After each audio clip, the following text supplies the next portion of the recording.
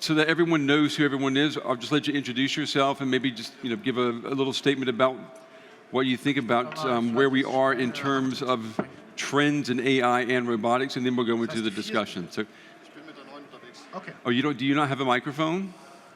I have mine. You have your microphone. Do we have a microphone for the gentleman here?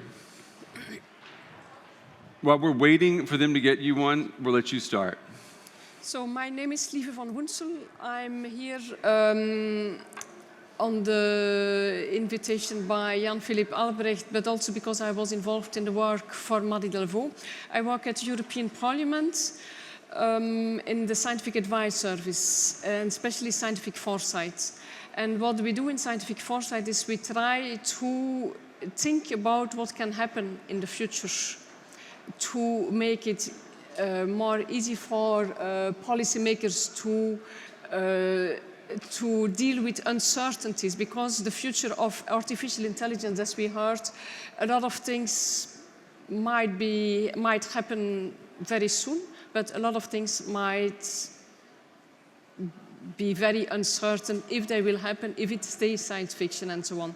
So my background is a physicist, but I worked in agriculture. I did some economics and music technology, which is not relevant for work at all, but it gives an overall view of what's happening in society.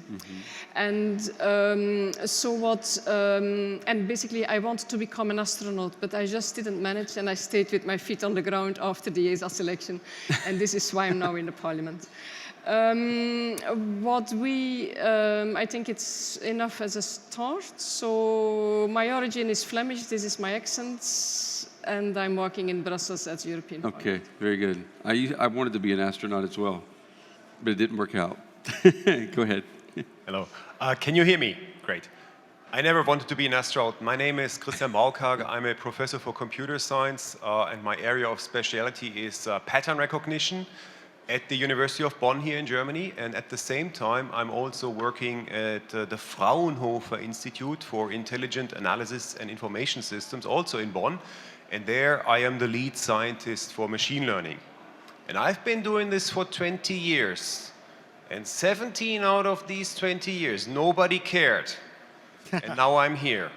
So things have moved rapidly in the last couple of years, and we are really entering, or we are at the doorstep of a new era of the history of humankind. And I'm happy to discuss these issues.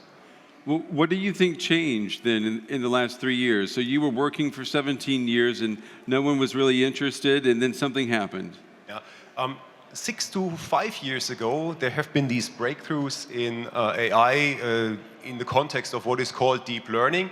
And then it took 2 years until that caught on in the public. Yeah. And for the last 3 years now, the public, or that is like businesses and companies, are really interested in what AI can do for their business and their services. And the general public has become more interested. It is a topic in the German media for a couple of years now, which I like, of course. It's great to see that my job is finally of any importance. But really, the changes are dramatic, and the public is catching on right now.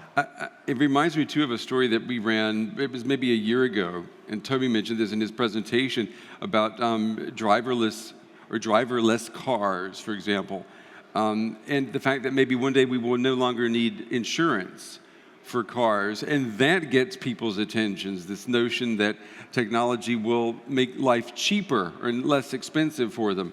But that's not really where we're headed, is it, Toby?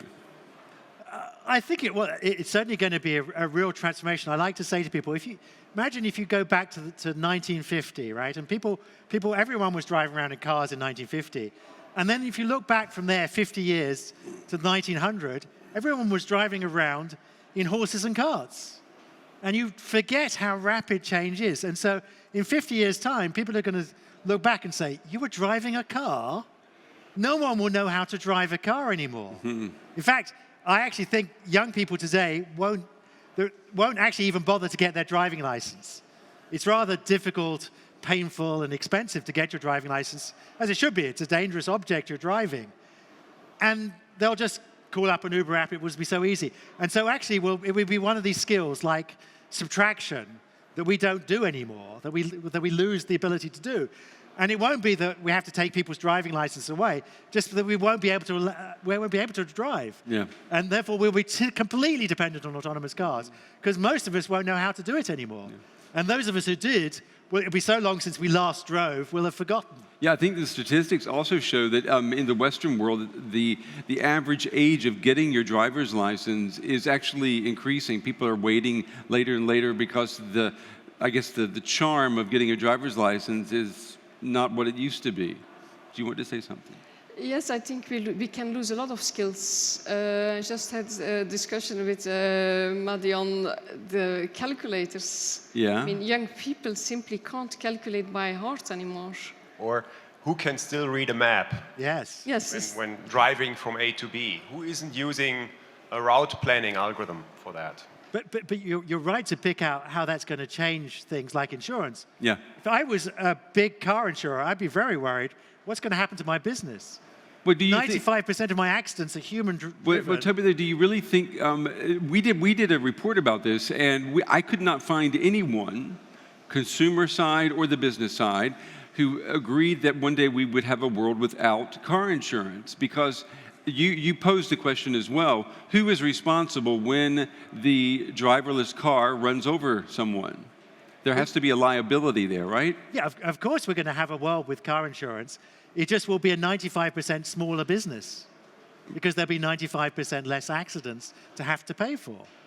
I mean, the car companies are finessing this problem at the moment. Volvo have said they'll take full liability, right? Yeah. So they're solving the problem because they realize it's not going to be a big thing when there are only 5% of the accidents you have, or even less. Yeah. You know, and once, I mean, the problem is, the challenging time is when we have a mixture of autonomous and human-driven cars. That's the most dangerous time. And eventually, in 20 or 50 or however many years, when we only have autonomous cars, they'll be able to talk to each other by radio. They'll be able to negotiate who's going to go where.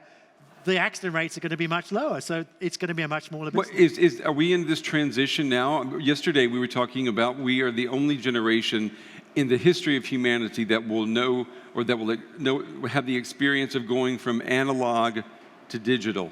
Our children will be completely digitalized, right? So is this part of the transition, also going from a car-driving society to a society with cars that drive themselves? Is that part of the transition? Driving a car is very much an analog. Analog. So driving a car is a very analog activity. If you do it yourself, yeah. Okay. And also, why we drive a car? I mean, it's to move from point A to point B, but everything can change in mobility. We maybe do not need cars anymore of ourselves. And to come back on the insurance issue, I think there is a big challenge for the insurance industry. Even if there would be only 1% of the casualties that we have now, every case will be for courts, a case for courts because of the liability. While now it's always you fill in your papers, I fill in mine, we compare, and it's arranged. But because the liability now is so important of these few casualties in traffic, I think the insurance business has to completely restructure, review, and start using artificial intelligence also a lot. We also, if there are questions from the audience, just raise your hand. We've got people with microphones. We can get the microphones to you. So just raise your hands and let me know. We've got a gentleman right there in the middle. Let's see if we can't get a microphone to him. Can I ask now? Yeah. So you were talking about insurance, and I'm thinking, how do electric trains that don't have drivers now are insured for all the passengers that are in there? And if it breaks down, the passengers wouldn't be the responsible actors. So I guess there would be the solution for the future with the cars with no drivers. Without being an expert on insurance law, Trains are being run by certain companies, and I guess those companies are responsible for any kind of accident that happens. So in that sense, That's right. this idea of, say, Volvo, guaranteeing that they'll pay for any kind of damage or accident that will happen with their self-driving cars would be a step in that direction. Trains don't really run in the public spaces. They run on tracks. Those are owned by companies. It's slightly different situation. Okay. Anyone else? There was a topic that Toby brought up about discrimination. Yesterday, Ray Kurzweil also brought up that topic with the assumption that technology will allow us to improve ourselves. I asked him, will we become better human beings because of technology, right? Will our humanity grow with our knowledge? Has it so far? Well, given the cell phone revolution in the last 10 years? I mean, how many people were here yesterday? He said that he thinks that we are going to become better human beings because of that. So let me throw that to you again, Toby. What is this notion about artificial intelligence not allowing us to become better human beings? We can actually program our own discriminatory thinking into our machines. Well, in theory, there's no reason why we couldn't make algorithms that are less discriminatory than humans without all our biases and prejudices. But the challenge is how we do that. We don't know. You shouldn't think that we know how to do that today. We don't know how to make machine learning algorithms that can explain themselves. We don't know how not to have implicit or explicit biases in the data that are reflected in the results of the machine learning algorithms. And we're starting to see that. I mean, the good thing is in Europe, at least the legislators, I think, are a little ahead of the curve than they are in many other parts of the world in terms of demanding that when, in the future, when algorithms make decisions that impact upon you, that they should be able to explain themselves, but we don't really know what that means yet, and we don't know how to write algorithms that can do that yet. Yeah. So this is still work in progress, and we're a long way away from solving these technical problems. Yes, Madi Delvaux certainly will explain everything about the state of legislation, but I think the process, how we came there, is a very a challenging one, because what we did was, and it was the first time we did so in technology assessment. So 25 years ago, technology assessment, and even 5 years ago, technology assessment was looking into what's a technology doing today and what we have to do in legislation for solving problems we see today. What we do now, what we did now for the robotics project was we started with a technical analysis of all possible applications of robotics and artificial intelligence. And then we confronted the technical scientists with social scientists, philosophers, stakeholders, including the policymakers. And we asked them to discuss really the impacts which were already predicted by the technical people. And we came to very lively discussions because philosophers see things differently. For instance, when an expert says a self-driving car, wow, that's great, everyone will want to have it in 10 years' time. Was a philosopher who said, yes, but I love driving my car. And another one who said, yes, but should I trust this car? So we came to a lot of assumptions about the future, but also on impacts, like, for instance, on when we speak about the phone. 25 years ago, I still had at home a phone which had no plug, but a wire in the wall. Okay. Now we have then the mobile phone, and the mobile phone basically was developed to be reachable when you are not in that one room with the phone at a cable. But now we have a lot of problems like the right to be not reachable, but also another behavior. Why so many people take selfies? It changes their behavior, their view of themselves in the world, and so on. So there are a lot of impacts which are not caused by the technology, but could not happen without the technologies. These are what we call soft impacts. And we focused really on trying to see what are all the soft impacts, not dangerous things which can explode or poison us and so on, but which simply change our lives due to the fact that these technologies are there. And these impacts were then packed into scenarios. And these scenarios were explored then so scenarios between now and 2050. What are the concerns, challenges, opportunities you see in the future, which is told in these scenarios, by which you can learn what we can do today. And this is exactly what Madi Delvaux based upon to see what we should do as lawmakers. To steer the technological developments to a desirable future, and what we can do to avoid undesirable futures. So this is basically the concept. I want to pick up too on the concept of where legislation is, where regulation is in the European Union in just a moment, but you wanted to say something. I wanted to come back to the issue of biasness in artificial intelligence systems. Last year there were two famous examples. One was a fail by Google and the other was a fail by Microsoft. The Google one first. They had a system that was trained to recognize the content of images, and it was able to recognize faces. However, it did not correctly recognize the faces of people of color, but thought they were animals.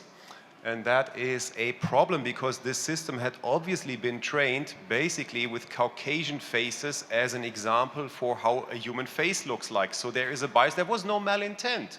Nobody thought about this when this machine learning system was trained. The Microsoft fail, on the other hand, was malintent. They had a chatbot live on the internet that was supposed to learn from interactions with people live on the internet, and then the trolls came. And then they began to feed racial slurs to that chatbot. And the chatbot learned that it's okay to, be a racist. And is there a guarantee for technology to bring out the better in us humans? I don't really think so. So you would not agree with Ray Kurzweil, then, okay? Well, I think the Microsoft failure was completely to be expected. I mean, if you'd asked anyone, you hold up a mirror to the internet, you'll see the very bottom of it. And it was a beginner's mistake. And I think we'll see a lot more companies making these sorts of mistakes as they put AI systems out there, not to have put a profanity filter on the input and not to have put a profanity filter on the output, and to have left the system learning and not to have frozen its personality so it wouldn't become a misogynist. And so there'll be a lot more examples, I'm afraid to say, of companies making these mistakes as we learn the risks with the technology, because all technology has some sort of risk. These mistakes are easy to correct, right? Yes. Like once you see them, it's easy to do something about it. What's the level of confidence in the audience? I mean, just by a show of hands, how many people think that technology will, especially with artificial intelligence, will allow us to improve our human condition? How many people think that that will happen? Well, that's not many people. How many people think that the technology will allow us to become less of a human, or will make our humanity worse? Just as many. Oh, okay. Yeah, so I mean, that's not a big endorsement for technology, is it? Yeah, but over the last 10,000 years, history of civilization, humankind's basically always been the same, and it will stay like that. So we'll be the animals coming out of the savannah and now using smartphones and so on. But I'm going to be the optimist here, because the last 50 years of growth that has given you lives, and lives better than your parents, have come about because of technology, most of that because of information technology. Yeah. And our only hope to deal with the global financial crisis, global warming, the global refugee problem, we only get global problems anymore, is to invest in technology. I mean, there are good outcomes and bad outcomes, but quite honestly, if our children are going to have lives as comfortable, if not better than ours, if we want to continue the upward trajectory that the planet's been on for the last 50 years, technology and AI in particular is something that we have to invest in. It's about the only hand we've got to play. What about the role then of governments? Where are we in the European Union in terms of using legislation and regulation to make the most or to get the most out of AI? And your concrete question is an example, or? Yeah, do we have an example? Or where would you say, where are we right now? Are you satisfied with what has been done so far in the EU? I think a lot of proactive legislation has to be made, because normally legislation is made when a problem is seen. So, and what we want to make the switch to foresight-based legislation instead of proactive. That you are proactive on things which could happen. And this is the important challenge, and this is why the report of Marie Delvaux is so important, because it asks the European Commission, to prepare legislation on a lot of issues which we know they will come up sooner or later, and maybe very soon even. What is preventing the European Union from being more proactive? What would you say are the biggest handicaps? And you can be completely honest, because we're all friends here. Yes, we are all friends, and everything stays in the room. I think that the problem so far was that we were too much stuck into the technologies of today, the emerging technologies where we know about, where we have certainty about, and that we avoid. I think humans are not very comfortable with uncertainties, and especially policymakers. They think in the period of 5 years for which they are elected, but the constituency has their hopes and their fears for their children and grandchildren and so on. And this is what we wanted to point out. It's not only for the 5 years, but the expiry dates is much longer. And to think about what can happen for the future generations and for the people who elected you, for their children and grandchildren, the hopes and the fears, you have to try to understand them today. Where do you think the citizen, and I say citizen and I don't say consumer, where do you think the citizen gets most of his or her information about this new technology? I mean, this is for all of you. Hollywood. Hollywood. Hollywood. Yes. Yeah, I think you're right. Harry Potter for the young generation, Hollywood for everyone. Yeah. And what we try to do is to turn our studies in visual infographics so that everyone can follow, because everyone in the parliament, like the citizens, have different backgrounds in technology. And it's always good to give them, to have all the technical information available, but also to give them a very easy pathway and a bit of fun in a playing tool, which is like an interactive game or whatever, to let them discover what's in it. And like making a small video already can help a lot on packaging the serious studies. Okay, what do you think? We've seen these great exponential graphs, and technology wants to grow exponentially fast. It does so. And policy making is not something that happens exponentially quickly. And there is a widening gap between the speed with which technology develops, in particular with which artificial intelligence techniques develops, and an understanding as to what that means and as to what could or should be done. And from this point of view, it's actually a really good idea to try to have a look ahead and come up with decisions based on foresight processes. Foresight. Let's ask the audience too, where do you get most of your information about new technologies? Hollywood? No, yeah? CeBIT. CeBIT, right? I mean, would you say it's mostly like from popular media, like television and movies? Is that where most people get the information? You're all nodding? Yeah. So that hasn't changed in the last 30 years. What were you going to say, Ted? I think there's a good historical precedent here. I mean, it's not the first time that we've gone through a big transformation, and the Industrial Revolution was a very good example. and an example of why we need a lot of government very soon, because the world changed in quite a radical way there. We introduced the welfare system, we introduced universal education so people would be educated so they would have jobs.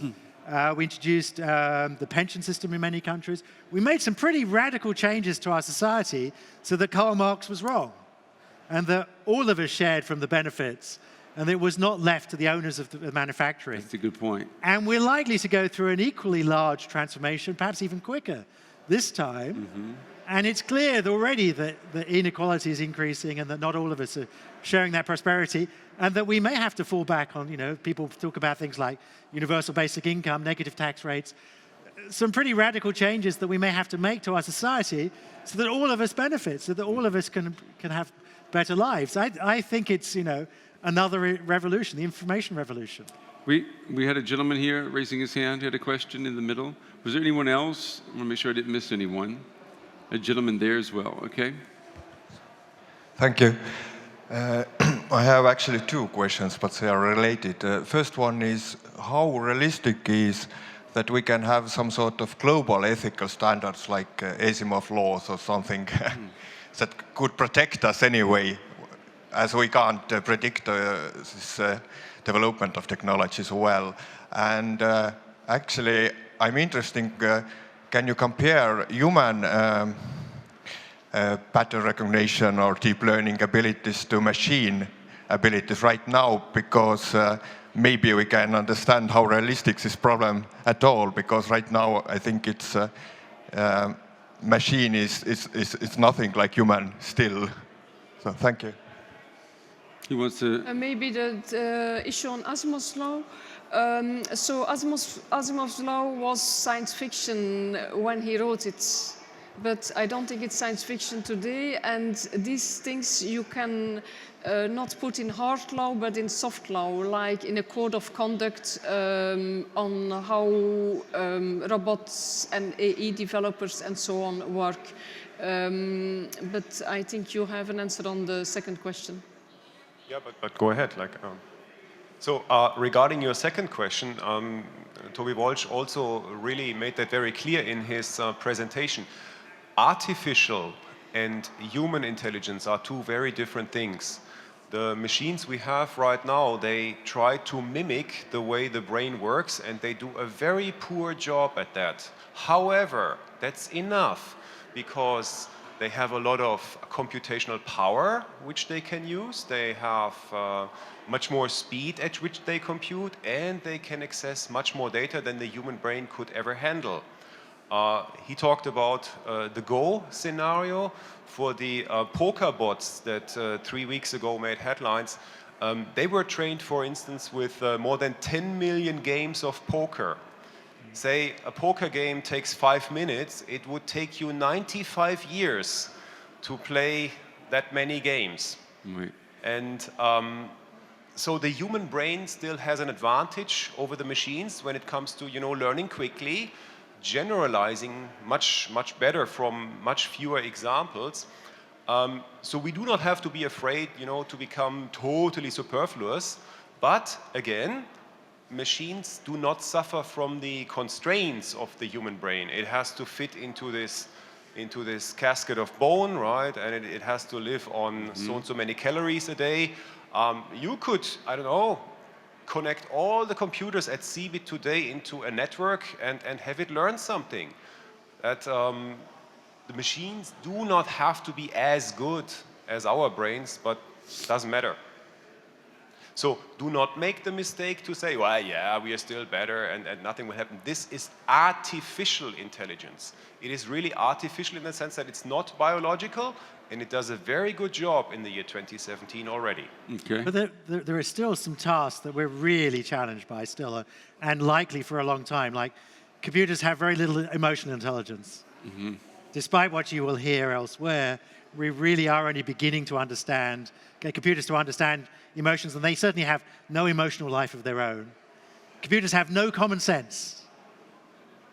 Computers have no deep understanding of semantics. They can understand natural language at the sentence level, but above the sentence level, we still struggle to get computers to understand paragraphs or pages of text. And we heard yesterday from Mr. Kurzweil that our artificial intelligence friends are actually going to help us increase our own empathy and our ability to have empathy for other human beings. So that's something positive, yeah? Yeah, and we have to keep computers under control. That's, of course, another answer to the Asimov question. The last thing you said was, I wanted to pick in on something. Empathy? Empathy. That the computers do not have empathy, and this is something we have to keep really as a very important thing in mind. I mean, they can play roles. I mean, we also can play roles, but that's a big difference, I think, between humans and the robots. I would raise the point not to think about artificial intelligence as something separate from people. Look at all of your cell phone usage. I mean, you are in a symbiosis with your cell phones. The same will happen with artificial intelligence. It will make us smarter because many things that still require lots of useless thought, I would say, could be outsourced to your artificial personal agent who does all these things. So I imagine it will be a symbiotic development, and maybe that actually could probably increase empathy. I don't know. But it's also saying the other big thing, we've not mentioned the C word, the hard problem. Computers have no consciousness, nothing like sentience or consciousness, and we have no understanding of whether they will ever have or what that would mean. Right. And we are many, many decades away from maybe, I mean, that's the great thing about working in AIs. Maybe it will help inform that question. And maybe they'll never be conscious. The machines will always be intelligent but unconscious. We don't know. But that's a real challenge when we come to empathy and ethics. If they're not conscious, then how can we make them truly ethical? We had a question here, the gentleman right there, and then this gentleman.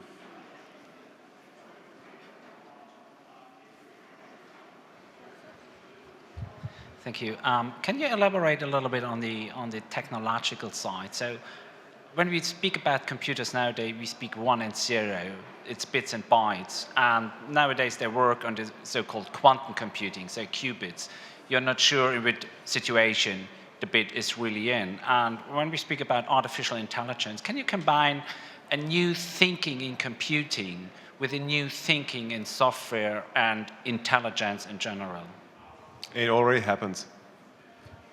So yes, quantum computing is the next big thing. It was on the cover of The Economist last week. 2.5 years ago, the cover of The Economist had machine learning.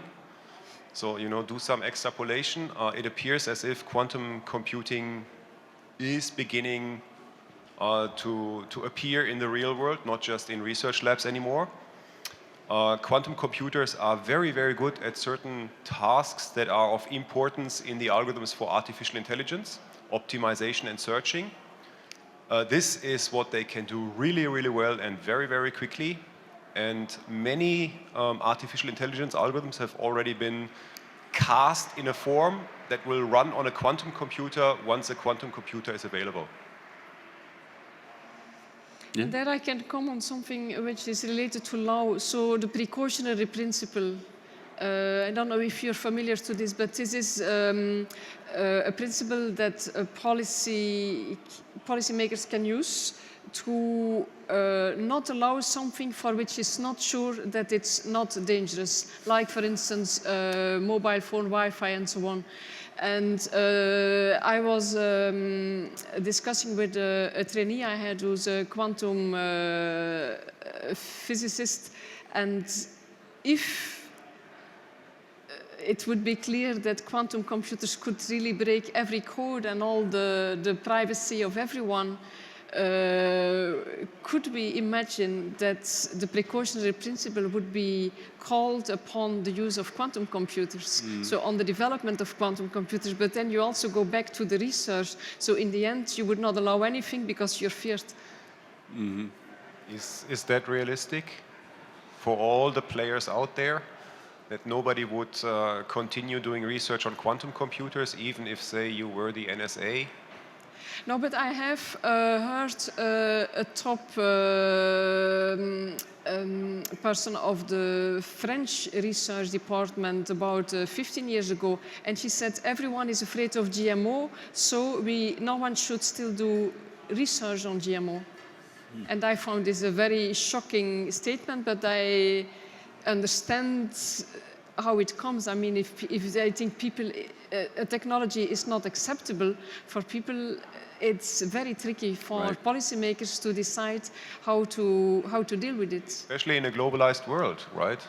Even if the European Union would say we ban all quantum computers or we ban all GMO work, research, doesn't mean that other players in the world wouldn't do it. And then that would be a huge drawback for the European Union. Yeah.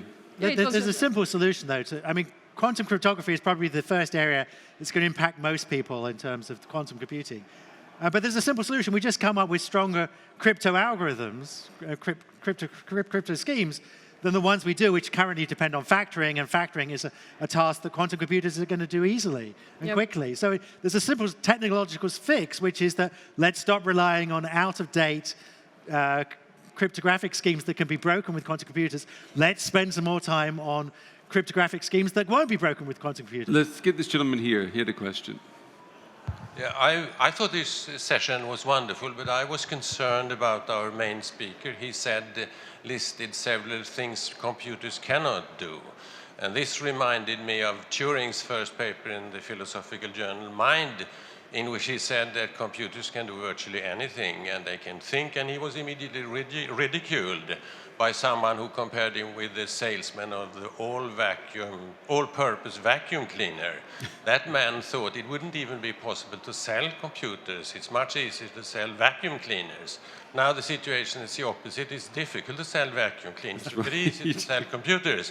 And we just heard from Christian that we have produced a prejudiced, a racist computer. So why not one that has emotional intelligence, as you say, whatever it is, or even consciousness, whatever that may be? I think there is no limit to what science can do, be it hardware computers or biological computers. In essence, I think Turing is getting more and more right.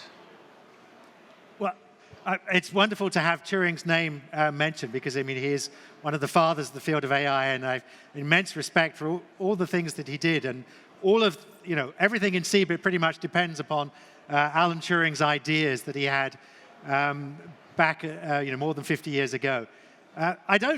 Honestly, I also don't see any real limits to what we're going to achieve. I didn't want people to think that today that it's only a matter of time before we have emotionally intelligent computers, or we have computers that have sentience or consciousness. These are things that are still hundreds of, if you ask most of my colleagues, they say it's about, at least 100 years away before we get machines that are as broad in their abilities as humans. Most of us think we'll get there, and there's no reason to think that any time that we think that we're special, they're any more special. Do you think that 100 years? I did a recent survey of 300 of my colleagues, and the median estimate for when we would have human-level intelligence was 2109. That's amazing, okay. But what happened to the exponential curve that you just showed? It's going to happen so tomorrow. Thank you very much. Exponentials are a wonderful thing. They've brought us a huge amount of advances. But exponentials are not enough to solve, for example, undecidable problems that Alan Turing told us all about in his other paper. He's demonstrated there are problems that are undecidable, that no algorithm would solve. And there's this immense belief that exponentials will get you out of any trouble. There are many functions that grow faster than exponential that we want to, problems that scale worse than exponential that we won't solve by having exponential growth. And there's this, we've been sold this idea that exponentials will solve any problem. That's not the case. There are lots of mathematical functions and lots of scaling behaviors that we see in our algorithms that are worse than exponential. This is the cold, hard truth of AI. That's what we should rename the panel. Yeah, and there's a lovely quote from Steven Pinker where he says that, if I could sprinkle, computation is not just some sort of pixie dust I can sprinkle on things. If I could make my dog think faster, even if I could make him think exponentially faster, he will still be a dog. He's still going to have the desires of a dog. He doesn't have the cognitive structures, the language, and so on to be anything other than a dog, even if you make him think faster. And it will take other advances and other thoughts and other breakthroughs us in AI for us to get to the amazing thing that the human brain is. Any other? We've got one question here, and then we're going to have to wrap this panel up. We're almost out of time. Really briefly, if you could. Yes, so you said there will be no empathetic machines, but I think they are needed now because the technologies are out there. If you think, for instance, of driverless cars, and the car has to make a choice between, let's say, a pregnant woman and an 80-year-old couple, I think people expect machines to think and to make that kind of choices, and I think that's also the starting point where artificial intelligence starts being accepted. Okay. This is being crowdsourced now. There is a webpage at MIT where they show you lots of examples who the car should run over, and you can click who you think should be run over. So this problem of what the car is supposed to do is now being crowdsourced into the brains of thousands of human beings worldwide, and sort of it's the average ethic the machine will learn. Very good. Final comment? And I think all these decisions are indeed, they come from human brains in the end. Okay, let's give them a round of applause. We're out of time. Thank you very much. Great discussion. Great discussion. This panel discussion was about trends in AI. What we're going to be seeing in a few minutes is we're going to have a panel discussion talking about the ethical issues with AI, and then we're going to talk about the regulatory issues. So we're trying to cover as much as we can today. Thank you very much.